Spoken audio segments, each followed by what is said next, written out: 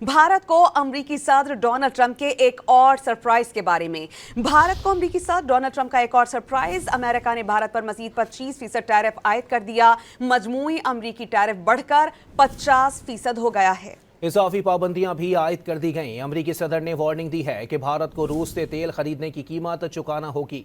Donald Trump पर पाकिस्तानी मसनूआत पर पहले से आयद 29% टैरिफ कम करके 19% कर दिया था।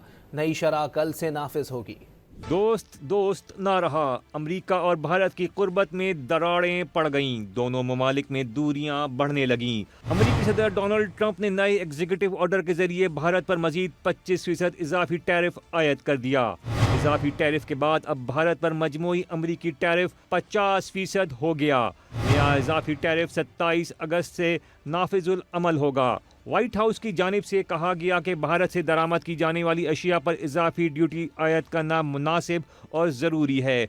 भारत रूस से बिलावास्ता और बिलवास्ता तेल दरामद कर रहा है। ट्रंप ने अपनी पोस्ट में भारत को दुनिया के सबसे ज़्यादा टैरिफ लगाने वाले ममालिक में से एक करार दिया। कहा कि भारत ने गैर मालियाती तिजारती रुकावटें भी आयद की हुई हैं जो अमरीकी मफादात के खिलाफ हैं। सदर ट्रंप ने भारत पर रूस से दिफाई साजो सामान और तवानाई खरीदने पर भी तशवीश का इजहार किया। कहा कि भारत रूस का सबसे बड़ा तवानाई खरीदार है जो आलमी पाबंदियों की खिलाफ वर्जी है। वाजे किया कि इसके अलावा भारत पर टैरिफ के साथ इजाफी जुर्माना भी आयद किया जाएगा।